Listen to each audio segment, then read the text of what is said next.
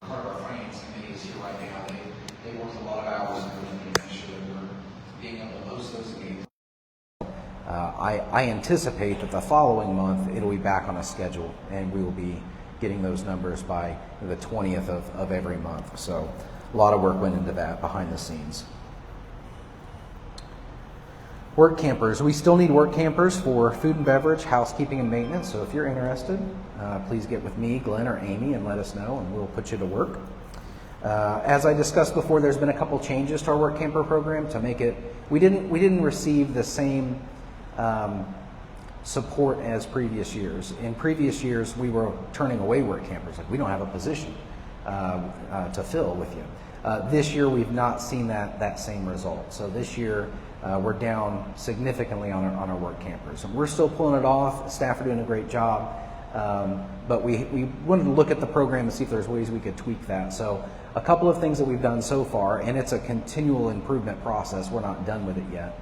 But one of the things we looked at was people may be able to only be here for a month or 4 weeks, or 3 weeks or 2 weeks, and can we still use them for that time?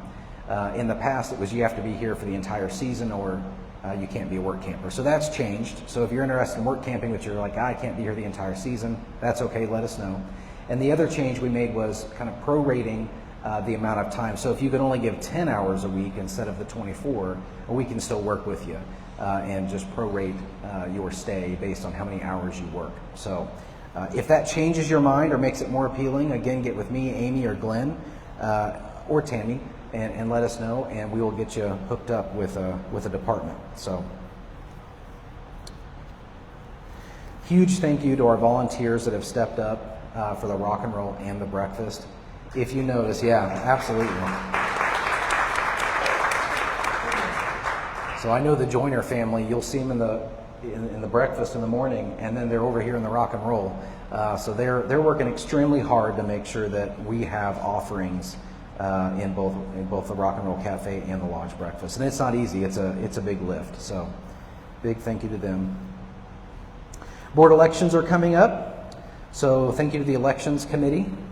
That's a big project in the past, at least past few years at least. We've sent our ballots to Abacus. Abacus counted those. The election process was kind of completely outsourced. And this year we're bringing it back in-house. So we've got an election committee. That's Kathleen Smith, Frank Dodd, Patricia Dodd, and Teresa Mustard. And they are developing policies and procedures and how we're going to count the votes and make sure that it's fair. And so it's a whole lot of work that goes into that. And I've been working closely with them. Our ballots will be sent to a P.O. box this year. And the keys to that P.O. box are in an envelope, and it's sealed, and there's signatures on it, and it's in the safe. And we'll pick them up the day that we're ready to count the ballots. So they're still going off-site and then being collected all at once and then counted. So ballots must be returned by August 22nd, and we're trying to send out ballots early September. So that's our goal. So be looking for those ballots early September. Board packets, if you're interested in running, are available. You'll just see me, and those are due back by August 21st at 5 p.m. And just a reminder, you need those 25 signatures in that board packet to actually be put on the ballot. There are 3 open positions on our board this year that will be filled, and those are 3-year terms.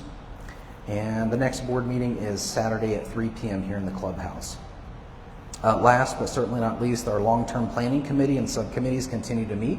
Our long-term planning committee is actually meeting directly after this meeting today over in the lodge, the boardroom, to continue developing our long-term plan for the organization. So big part of my job in budgeting for the next year is what are immediate needs. Long-term planning committee is looking at what are our 3, 5, and 10-year needs, and what can we do next year to prepare the organization for those. So again, we've got an infrastructure team that's looking at sites and roads and all the things that when you look around haven't been kept up the way they should or as well as they could have been over the past few years. So we got some catch up to do on our cabins and on our sites. And then the other team is technology and member engagement. So that's another subcommittee. And they're looking at how do we attract members, how do we communicate well with our owners. And so those plans will all be wrapped up in a 3, 5, and 10-year plan that will be presented to the board And the board's job is to look at that and say, is this feasible? Can we allocate the funds to make this happen? What does the future need to look like for us to hit our mark? So it's a lot of work. Part of the subcommittee on infrastructure is actually going around. You may have seen them measuring every single site. So we're getting not just, it's probably a 30-foot site. They're actually measuring from start to finish how wide it is, what the amps are. That's information we don't have in our campground system currently. We're still looking at transitioning to a new campground system next year, and what the price would be and what the benefits are to different softwares. We've got it narrowed down to 3 right now. We've reached out to other campgrounds in the area as well to see what they're using, and our hope is that my goal would be that owners would be able to pull up a map and actually see all those dimensions of a site and all the amenities of a site just by clicking on a map. So that's kind of my long-term, that's what I hope that it looks like one day. So that's all that I have for updates. So I will open it up to questions. Yes, sir. Yes, sir. Oop, drop my, there you go. You can take that, I'll grab this. I seen that post that Amy made, our activities director, about she's looking for a part-time job, maybe 20 hours or whatever it was, so she can make ends meet for her family. I see part of the board directors are here. I wish we could go back $18 a night or $20 and give everybody a raise here to keep our people. I hate the little loser. I personally a lot of good about it. And to me, if we can just go up some and dedicate that money to raises for everybody across the board, and I think we'll be helping our people. So you're walking into a personnel area that I can't discuss specifically about one person, but what I can tell you is that the board and I both support an organization that supports its employees and ensures that everybody that's working here is making a livable wage. So that's not something that happens overnight. Any employee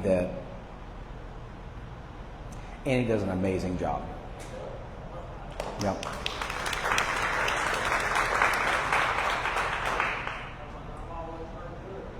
Yeah, he said he's always heard good about her, and absolutely. So.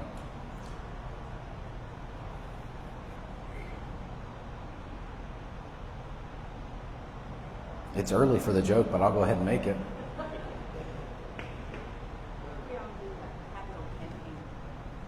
Did you mention the capital campaign and I missed it? I didn't this week, I'm sorry, and I don't have my phone on me to pull up the exact number where we're at. Last week it was 70. You pull up the website real quick. 71,613. So sorry that didn't make it on my list this morning of things to update. Still taking donations for that as you're checking out. I mean, every little bit helps. If you want to return your key deposit to the front desk and say just keep that, your card deposit or your room key, all those small amounts help as well. You can also send a check to Treasure Lake or stop by the front and just say, hey, I want to make a donation. So absolutely. And just a reminder, those funds have already been spent. And the idea is these donations sit on our balance sheet as a fund that can be used for infrastructure improvements, for capital improvements across the organization. So, yes, sir.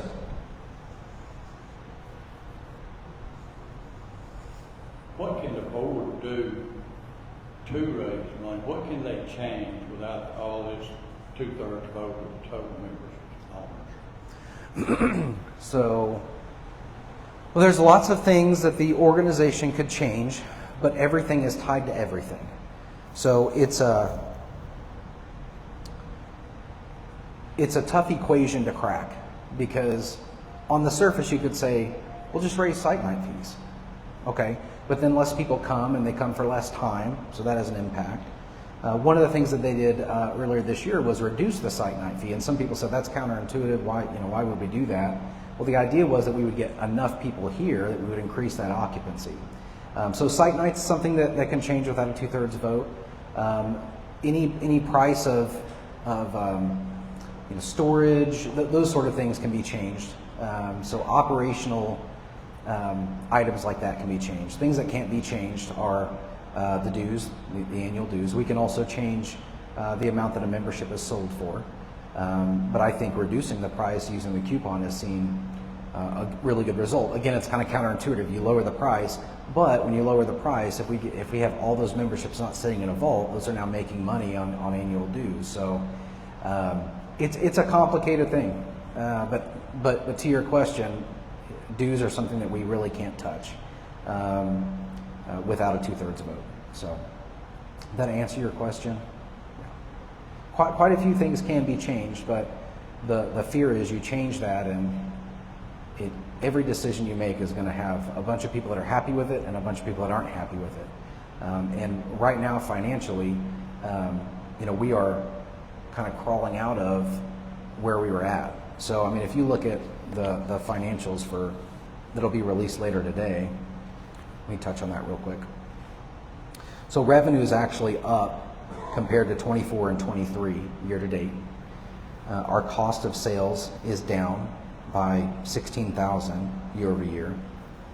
Our expenses are at 1.1 million.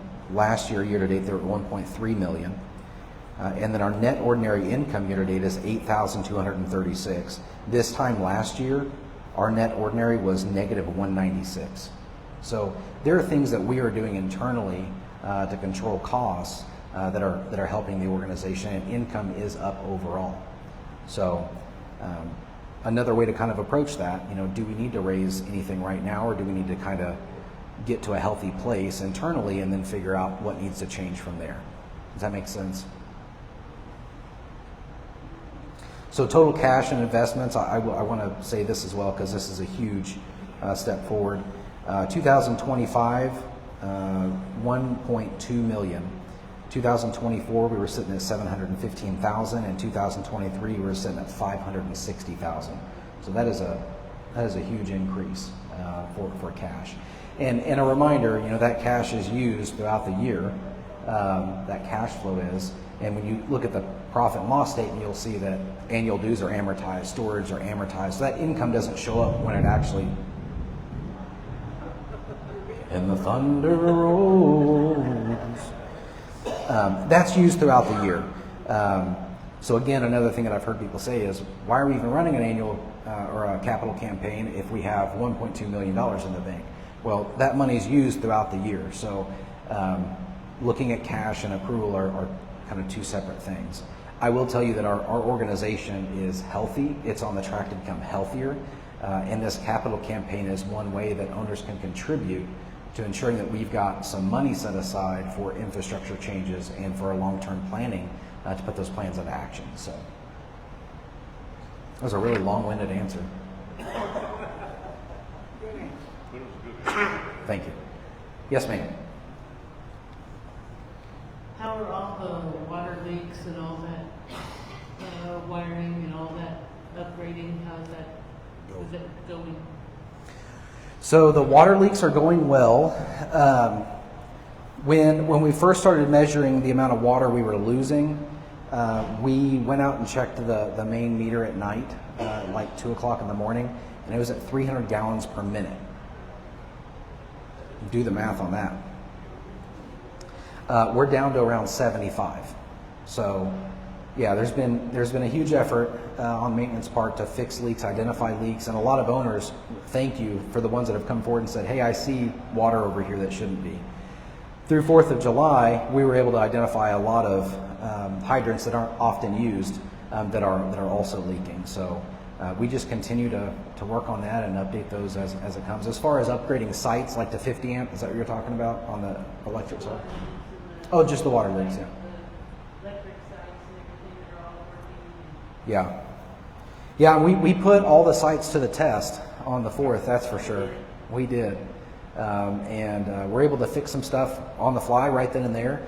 Other stuff, we had a few sites that were down due to pedestal problems. So those have been identified, and yeah, we just continue to work on getting those fixed up. So, and upgrading to 50, that's a process, and it's something the long-term planning committee is kind of digging into. It's not as simple as just switching a pedestal out. We've got infrastructure in the ground in some cases that might need to change. So a lot of investigation is going to have to happen for us to really figure out where we're at and then what we need to upgrade a larger set of sites to 50 amp. So.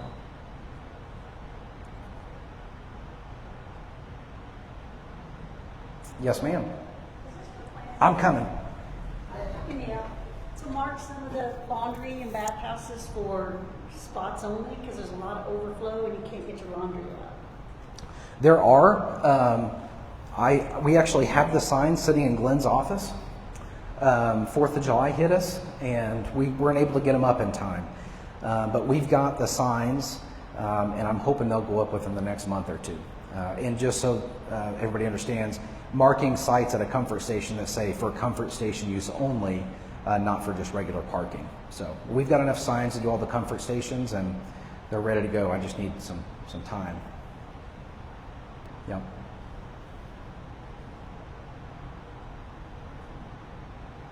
Yes, ma'am.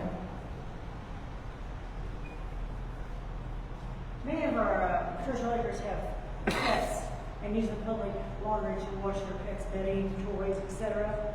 Would it be possible to consider designating like one washer and one dryer for pet-friendly use so that it wouldn't contaminate the other washers and dryers? That's a popular one. Like with anything at Treasure Lake, that can be complicated. The main issue would be that, so we don't actually own those washers and dryers. The Johnny Morris company does. I could think about maybe if we could get our own washer and dryer for something like that and designate that. But I don't know. I'd have to think on that. But I think it's not a bad idea at all. I think it's a pretty good idea. So let me mull that over a little bit. Can you put that on the list? Because we may be able to buy a used, washer and dryer and put it somewhere, and that's the designated pet bedding washing station, and would save the rest of the washers and dryers from that ill fate. Yes, sir. Johnny Morris owns the washers and dryers? Yes, sir. Well, they've got a laundry company, and it was that way when I got here. I'm not sure how long that relationship's been there, but we get a percentage of, they handle all the repairs and maintenance. They upgrade the washers and dryers. They handle all of that piece, and then we get a check from them monthly. That's a percentage of what they've earned.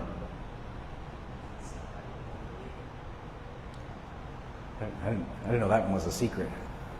Let the cat out of the bag on that one, I guess. No.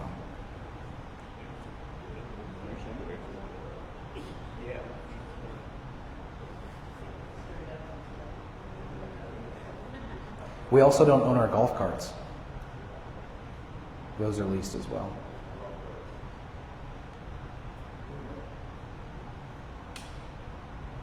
Yes, ma'am. All the memberships that were sold this year, is that all cash or is that monthly payments? There are no monthly payments on those. Yeah. Those are all bought sight unseen. Yeah. We have gotten away from providing like a financing option for memberships. Yeah. We still do have some that are on finance that are legacy, but that's not something we're currently engaged in. You mentioned there was a special on memberships. What is the price now on those? So that's the coupon that's been going on since January. Okay. Gotcha. Well, there just because there might be somebody watching that has the same question. There was a coupon sent out to every owner, and that coupon entitles that whoever has that coupon to buy a membership at $1,000, and the normal price is $15. Now, if you don't have that coupon, you don't get that price, and every owner only has one coupon to hand out. So.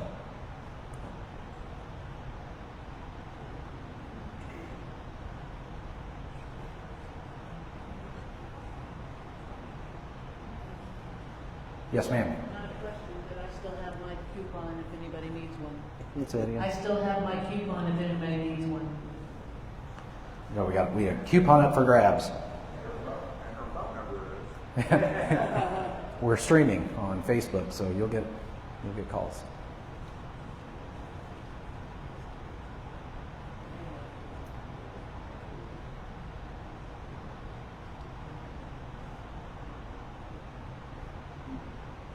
What's our time at? My watch is dead. I don't have my phone on me. 10:24. Okay. Yes, sir. I'd like to say, as chairman of the election committee, we need everybody to make sure you have the correct address. Your dues need to be paid. You need not to know any fines or anything else, because if you do, you will not be able to vote. Our goal is to break the record on voting this year. Woo! Break the record on voting. Yeah, we haven't gotten the best response in the past, so we're hoping to get a better response this year for sure. Just an update, would you tell, what was the dates you're going to mail those?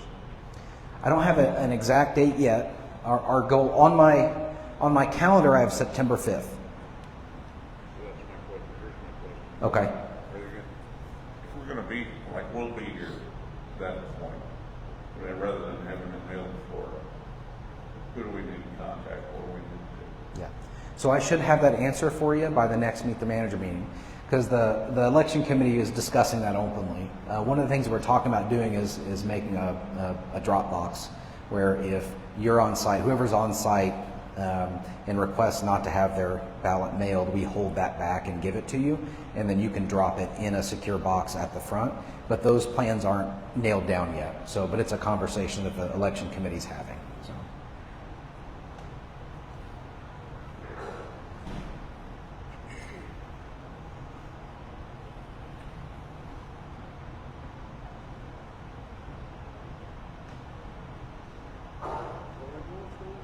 Going once. Going twice. Don't feel pressure. If you have a question, raise your hand. All right, we got one. All right. Perhaps this isn't a question to ask here, but I was thinking about the volunteer positions you were talking about and lowering it to like maybe 2 weeks. Does that give you free stay or? Yeah, so you're welcome to volunteer at any time. But as far as the work camper position goes, if you're only here for 2 weeks, depending on the position and what the need of it was, how desperately we were in need of it, we could certainly work with you.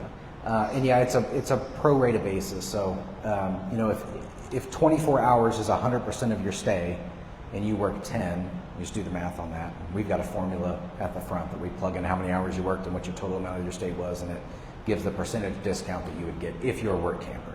Now, if you're just volunteering for a couple of days, you're just volunteering, and there's no value besides adding to Treasure Lake and giving back to this wonderful community. Someone wants to know that the dumpsters are going to be open. That's a great question. Soon. Yeah. No, I know that they smell pretty bad. I know Glenn reached out to him. I did not get the date from him, but I do know it's something we're trying to get done really soon. So, sorry about the smell. Yes, ma'am. How are the storages going, the 6 month and the full-time storage? How are they going? How's it going getting filled? Turned around. Yeah. So Stacy made several calls yesterday and actually got 5 filled. So it's top of mind. It kind of went on pause over 4th of July because everybody had a whole lot to do and weren't making calls, but we've picked that back up and we're making calls. So between 70 and 75 storage sites are still currently available. So we've also reduced the amount of time we're waiting. We used to give people a week.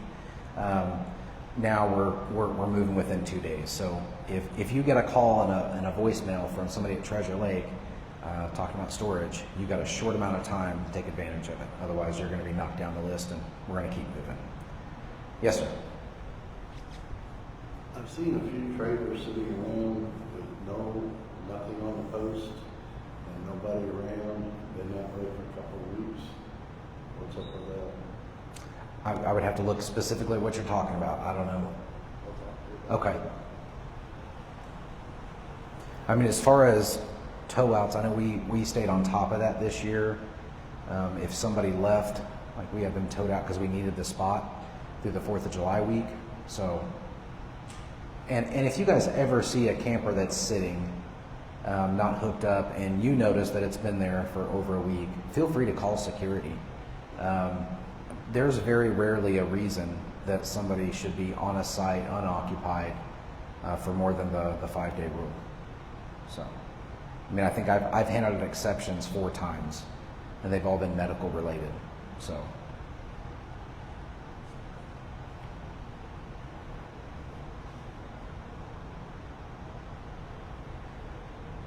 How about compliments? Take compliments at all? Hang on, you got to say that into the mic. People on Facebook. I said, do you take compliments at all? Yeah, all the time. All right, I'm the guy that showed up that was your worst nightmare with that 48-foot cornhole. Yeah, and I want to say that I tell you what, I appreciate everybody's help finding a place for that behemoth. It worked great, so we were able to move to a different place there. And as far as the quality of the camping and the grounds facilities here, I'm gonna tell you what, this is amazing. My wife and I camped, we camped for 30 years. This is our 4th unit that we've had together. And yes, I overbought, but I had to have a place to put my toys to haul. It's a beautiful rig. Anyway, even during the 4th, I mean, we camped State, Court, I mean, all these different campgrounds, private stuff. We've been to Florida, we've been Carolinas, we've been all over the United States camping. And consistently, this place was clean, well represented.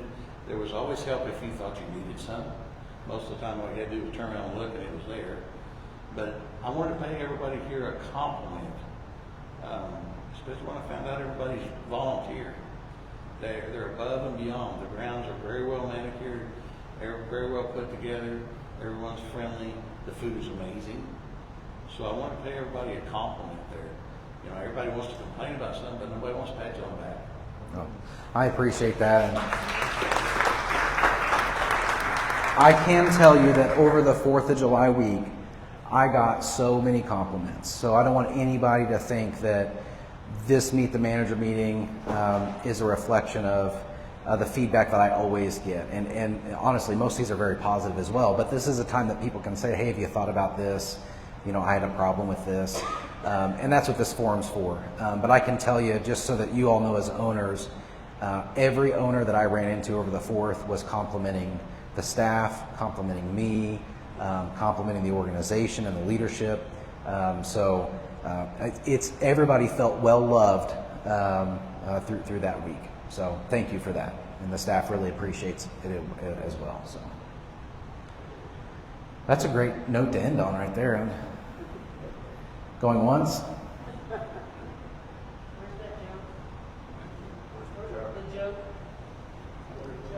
The joke? I'm holding it back this time. I'm not letting y'all have it. It's overused. Hopefully. All right. Well, have a wonderful day. I appreciate you. Don't get struck by lightning. Stay dry. And board meeting next week. No Meet the Manager meeting next week. Board meeting. So we'll see you guys soon.